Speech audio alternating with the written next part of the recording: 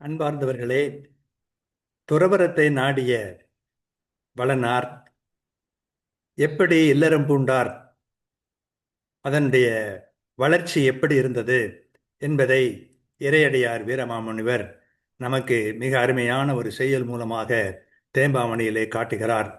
அதனை இன்று நாம் சிந்திக்கப் போகின்றோம். அது மிக அருமையான ஒரு செய்யுள், நமக்கெல்லாம் உள்ளுணர்வு தரக்கூடிய ஒரு செய்யுள். கான் வளர் தவத்தை காணில் கண்டு எளிதில் அடைவார் நற்றோர்.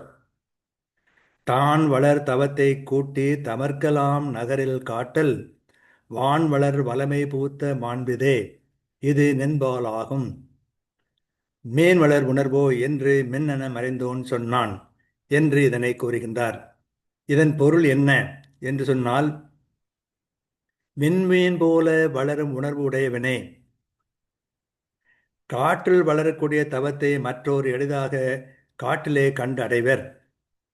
ஒருவன் தான் வளர்க்கும் தவத்தை தன் உறவினர்களுக்கெல்லாம் நகரத்தில் கூட்டி காட்டுதல் வானுலகில் வளரும் வல்லமையோடு தோன்றிய மாண்பினை உடையது, அது உன்னிடத்து அமைவதாகும் என்று கூறி அப்பெரியோன் மின்னல் போல் மறைந்தான்.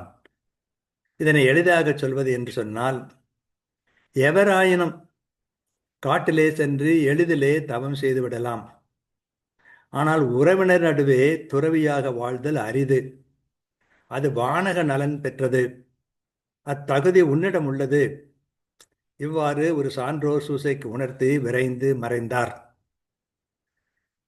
கான் வளர் தவத்தை காணில் கண்டளிது அடைவார் மற்றோர். தான் வளர் தவத்தை கூட்டி தமர்க்கலாம் நகரில் காட்டல் வான் வளர் வளமை பூத்த மாண்பிதே இது நின்பாலாம். மேன் வளர் உணர்வோ என்று மின்னென மறைந்தோன் சொல்லான் என்று இதனை உணர்த்துகிறார். யாருமே எளிய முறையிலே காட்டிலே சென்று தவம் செய்துவிட முடியும். ஆனால் தம் உற்றார் உறவினரிடையே துறவு மனம் பூண்டவராக, எளிமையாக, பொருள் பற்று எல்லாம் இல்லாதவராக வாழ்வது அரிது. நீ அப்படி வாழ்ந்து உன்னுடைய உறவினர்கள் நடுவே வாழ்ந்து அவர்களுக்கெல்லாம் நல்லுணர்வை ஊட்ட வேண்டும். இது மிக உயர்ந்த தவம், மிக உயர்ந்த துறவு.